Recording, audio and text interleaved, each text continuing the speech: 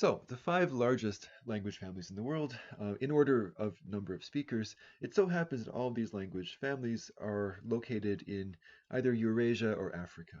Right? So, none of the languages of North and South America are in this list of the five largest families.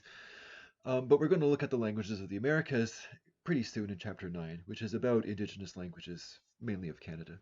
Okay, so we're going to leave those languages aside for now, but we will come back to them. But today we're just going to look at the five largest families in the world. The largest of those families is what's called the Indo-European language family. 42% of population of the world speaks an Indo-European language. On the map, it's this area with colored in light green. The second largest in terms of number of speakers is the Sino-Tibetan language family. So 18% of the population of the world speaks a Sino-Tibetan language. Third largest is the Niger-Congo language family, spoken in sub-Saharan Africa. Much smaller number of speakers, so 6% of everyone in the world speaks a Niger-Congo language. And then we have northern part of Africa, the Afro-Asiatic family, with 5% of the population. And the fifth largest language family is the Austronesian family, which is spoken mostly on islands, ranging from Madagascar across to South Asia and out across the Pacific. And then you put all the other language families left, well, that makes up 24% of the world's population, right? So there's still quite a lot of families with quite a lot of speakers. These are just the biggest ones. So I'll tell you a little bit about each of these families. So the Indo-European language family, almost 3 billion people speak an Indo-European language. So this is by far the largest language family. The Indo-European family, it includes most of the languages of Europe, including, for example, English, French, Russian are all Indo-European languages. Also many languages of Iran and many of the languages of India, including Hindi. All belong to the same language family, so they're all related genetically. The Indo-European languages go back to a parent language that is called Proto-Indo-European, which is estimated to have been spoken around 6,000 years ago. Some properties that are shared across many of the Indo-European languages, they tend to have fusional morphology. They tend to have rich case marking, right? So nominative, accusative, and other cases. Indo-European languages are known for having grammatical gender, and so masculine and feminine. This is a very characteristic Indo-European property. And it seems like the earliest, most common word order in Indo-European languages was SOV, subject, object, verb, although a lot of the languages have fairly recently, within the historical period, shifted to SVO word order. English is an example, French another example. The next largest language family in terms of speakers is Sino-Tibetan family, which has over 1 billion speakers. There are two main branches of this family.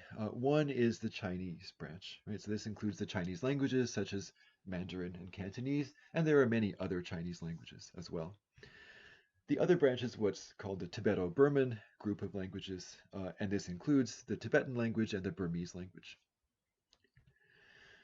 It's thought that, so these languages go back to what's an ancestor language called Proto-Sino-Tibetan, and it's thought that Proto-Sino-Tibetan was being spoken around the same time that Proto-Indo-European was, around 6,000 years ago.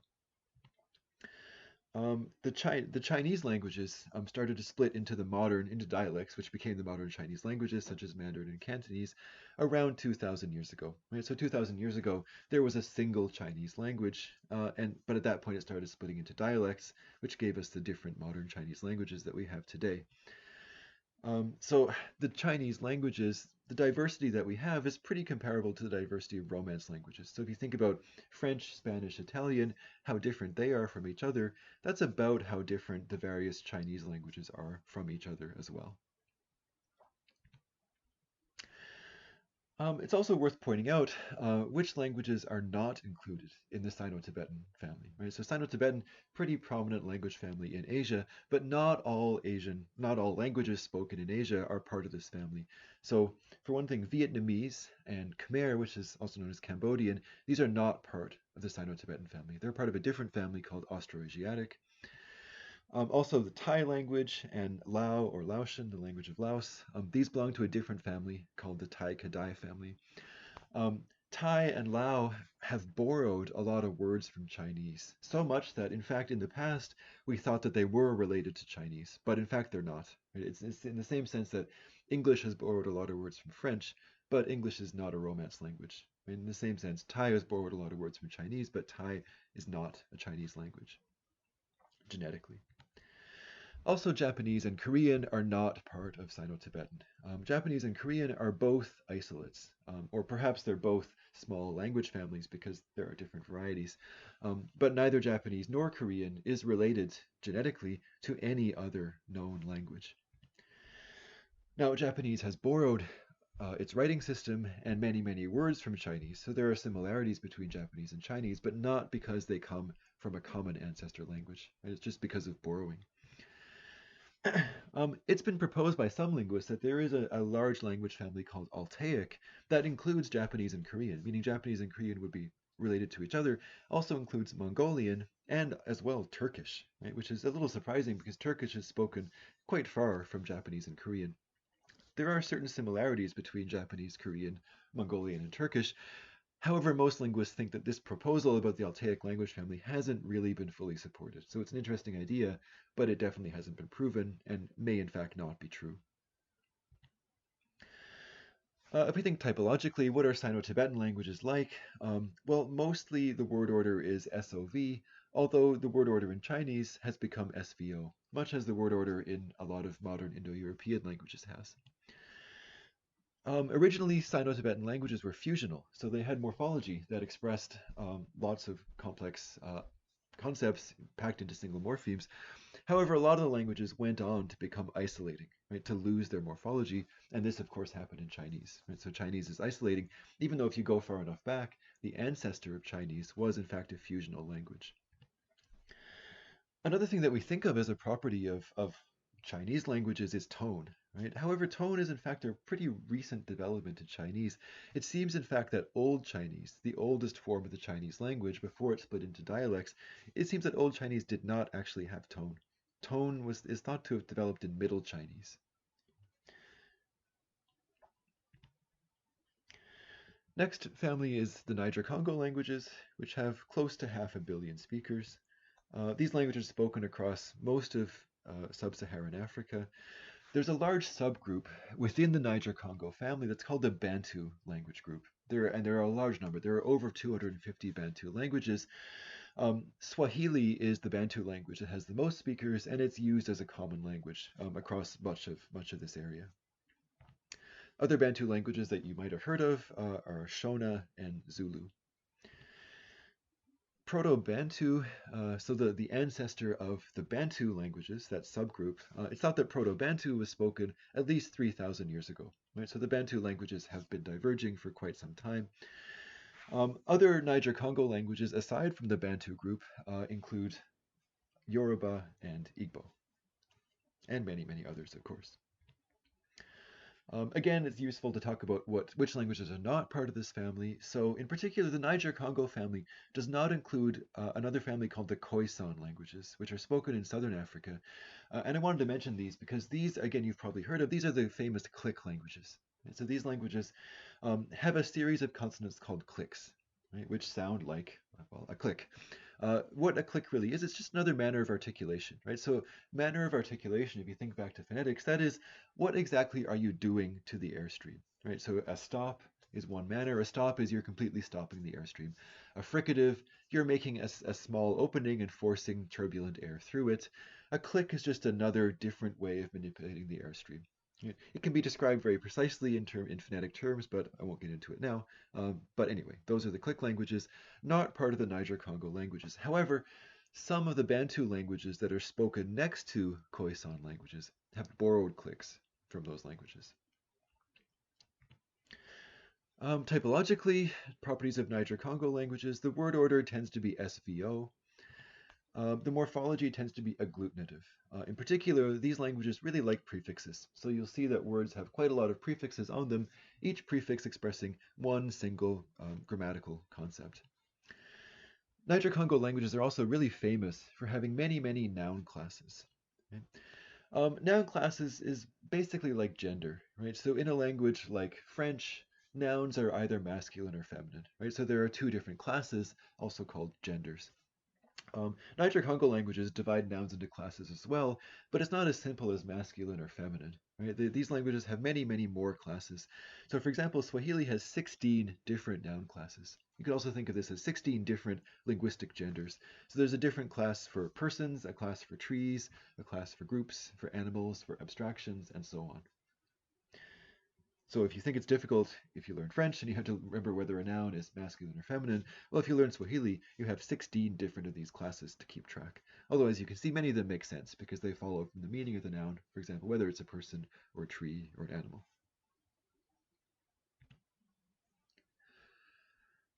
The next largest family is the Afro-Asiatic languages, which are spoken in the much of North Africa and also into the Middle East. Um, this family also contains a large subgroup that's very well known, and this subgroup is what are called the Semitic languages. So this is a subfamily of languages, part of the Afro-Asiatic family, and the Semitic family includes Arabic, Amharic, which is a language spoken in Ethiopia, and also Hebrew. Okay, so these are all Semitic languages. Other Afro-Asiatic languages that are not part of the Semitic group include Hausa, Oromo, Somali, and also Coptic Egyptian, right? So the Egyptian, it's now extinct, but it was a language spoken in Egypt before Arabic. This is a family that goes back very, very long in terms of time. So it's thought that Proto-Afro-Asiatic was spoken at least 10,000 years ago, right? So this is about as far back as we could reach in terms of determining the history of languages. Again, thinking of typology, just to give you a taste of what these languages look like.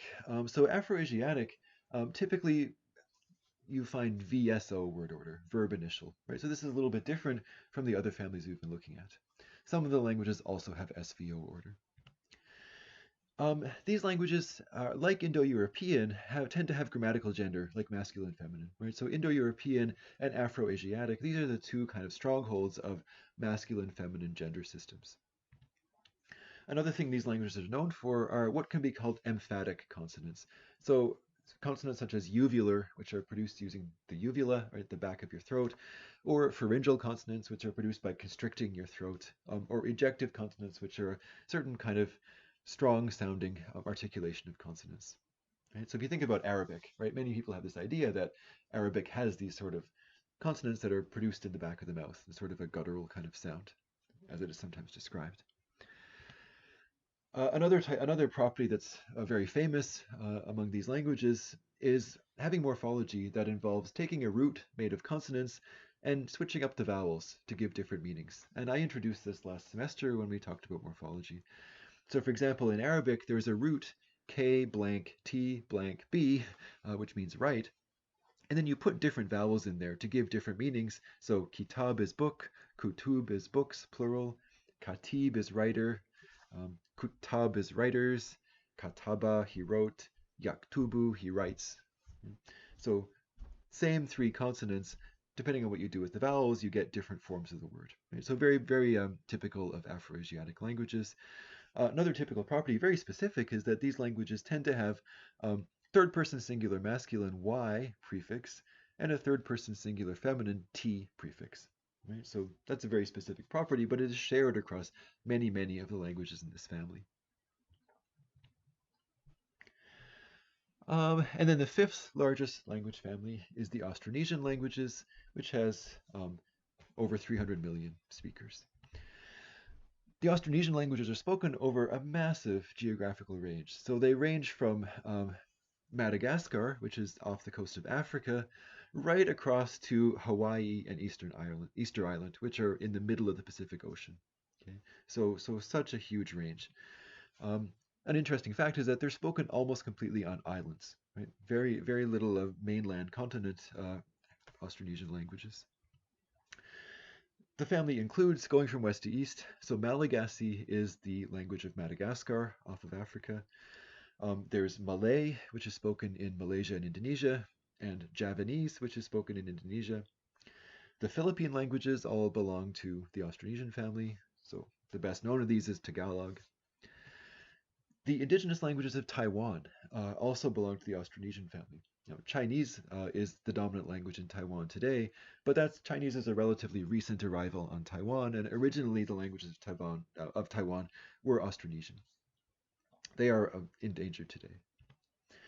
And then the Polynesian languages, right? So the languages of the Pacific Islands, such as Tahitian, Samoan, Hawaiian, Maori, and many others. And so these languages all belong to the Austronesian family. The origins of the Austronesian family are somewhat interesting. So it's thought that Proto-Austronesian, which is the parent language that they all came from, Proto-Austronesian seems to have been spoken in Taiwan. And one reason we think this is that on Taiwan, there's in fact a huge diversity of different Austronesian languages, right? So what that tells us is that these languages have been being spoken on Taiwan for a very long time, long enough to break up into many, many different languages. Um, the rest of the family is spread across a huge geographical area, but the rest of the languages, these are in fact very closely related, right? So on that tiny area of Taiwan, there's much, much more diversity than across that entire other area, right? Ranging from Madagascar right across to Hawaii. So what we think happened is that for a long time, Austronesian languages were only spoken on Taiwan. And then at some point, those speakers, relatively recently, left Taiwan, probably when they developed the ability to travel long distances over the ocean, and they very, very quickly spread across all these islands, right, from Madagascar across to Hawaii. And because they spread so quickly, there hasn't been that much time for the languages to diversify, which is why outside of Taiwan, all the Austronesian languages are relatively similar. And this has in fact been recent. So Easter Island, also known as Rapa Nui, humans only got there around the year 1000, right? So there isn't a long history of human settlement there. Typologically, what are Austronesian languages like? Well, they're known for having verb initial word order, mostly VSO, but quite a few have VOS instead. They're known for being ergative, right? So in the previous half of the lecture, I talked about how there are accusative languages and there are ergative languages, two different ways of treating subjects and objects. So Austronesian languages are well known for being ergative, although not all of them are. They're also known for having very small inventories. So Hawaiian, for example, has only 8 consonants and 5 vowels, which is a very, very small inventory.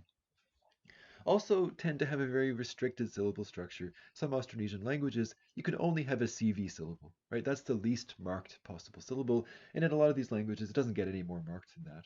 And so if you think back to my analogy of markedness hierarchies being like a volume dial, well, these languages have their syllable structure on the lowest possible setting, right? The simplest possible setting. Austronesian language is also known for using infixes. So, for example, in Kapampangan, which is a Philippine language, the word meaning to write is sulat, and the past tense of that is sumulat. So you take this infix and put it after the first consonant.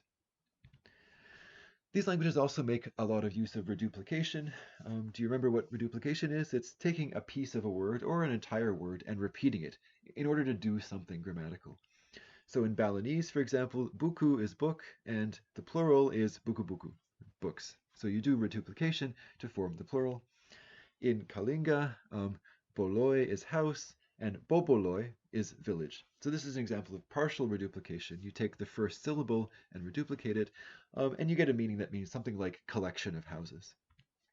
In Tamambo, mangisi means be happy, and mangisi means be very happy. So here again, there's partial reduplication, and what it does is it intensifies the meaning.